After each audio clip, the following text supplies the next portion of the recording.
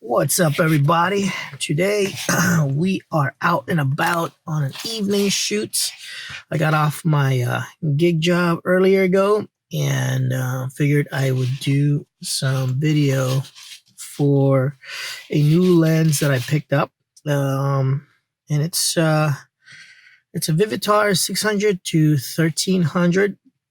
650-1300.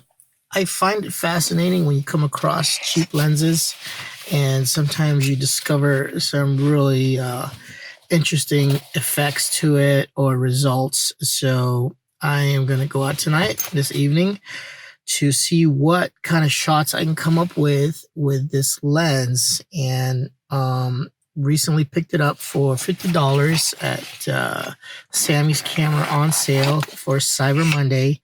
And this lens normally goes for, I think, $150, $200, depending on the store you go to.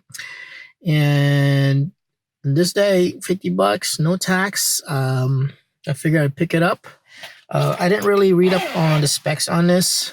Just kind of bought it on impulse for the sake of seeing what it will do. And when I saw it, it was quite interesting. It is a very, very long lens, and it's a telephoto lens, and it's by Vivitar. And I believe this is also rebranded as Optica. And it's really built well. It's pure metal. And the only plastics are the caps. And I placed my plate from a tripod.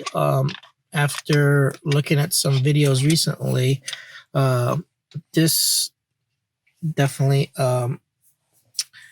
is an interesting lens to use, but it has some restrictions on it, a lot of restrictions, obviously.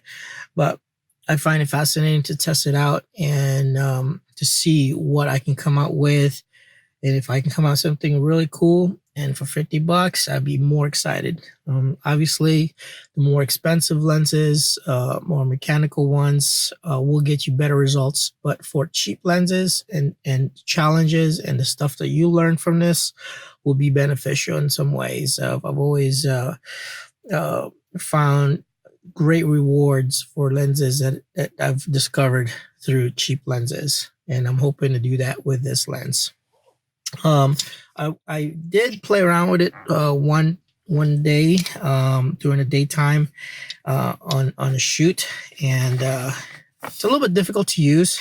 It is manual focus. I believe the f-stops are only from f8 to s16, so sharpness isn't as good with this, but I think there is a sweet spot that you can probably capture a focal range of around 600 to 700.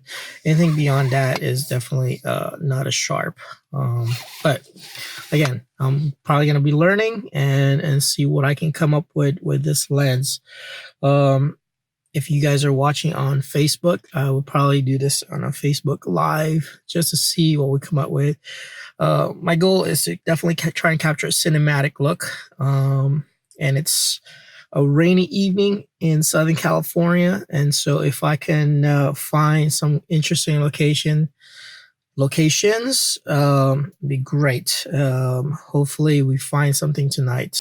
All right, we are out here in Sunset and Western area. Here's kind of like the shot that we got out of that street over there.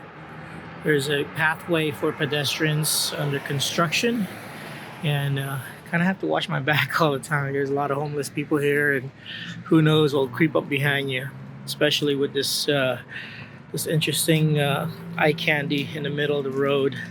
So I was able to take some snapshots. Here's a look, kind of a street photography thus far. I mean, it's not too bad at all. All right, wrapping up a few hours of testing out this lens. Just a recap of how my night went. Drove around for about 2 to 3 hours around the city.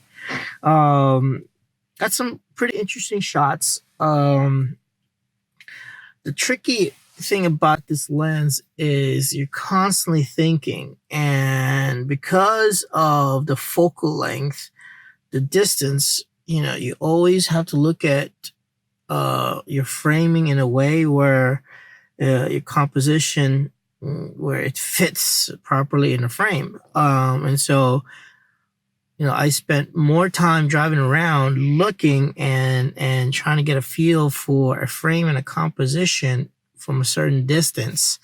And I was able to find about 3 to 4 locations. But because of the challenges of the rain and the fear of getting mugged late at night, and it does get complicated where you're not completely in focus of what you're trying to achieve. But given the right team and the right time, if you have an assistant to watch over your back, make sure you don't get mugged.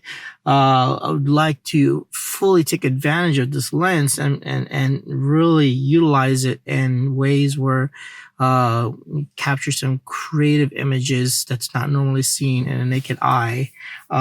This lens definitely does provide an alternative perspective.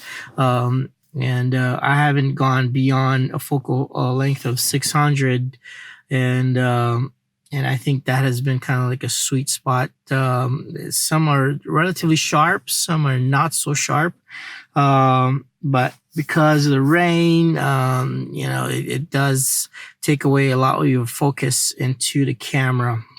One thing I liked out of this, looking through the viewfinder, I'm capable of retraining my eye in how to focus, manual focus, because utilizing film cameras or higher end cameras, you're used to a lot of the focus wheels, follow focus, or using bigger monitors to help you focus.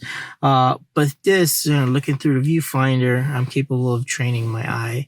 So, and I'm capable of training myself to look at composition differently and analyzing it. Even if I'm driving, I can see light and I can see the distance and I can see the framing. I'm able to retrain myself in ways where I can probably utilize these learned skills, throughout my career. So it's a plus in a way having this lens. Again, I'm able to learn certain things, and there's some disadvantages out of this lens. One, it's really heavy, so hand-holding it, it's even if you're trying to put it on a lens, walking to a location, it does get tiresome, and it sticks out like a sore thumb, and so it's like people constantly looking at you. So. But it was fun for what it's worth, and I'm quite satisfied with what I've captured. And again, it's definitely a real unique lens for me, and I'm looking forward to doing future tests in other locations and other subjects and other types of fun things to shoot. Stay tuned. So looking forward to more videos, and keep watching Focal Finder. Peace.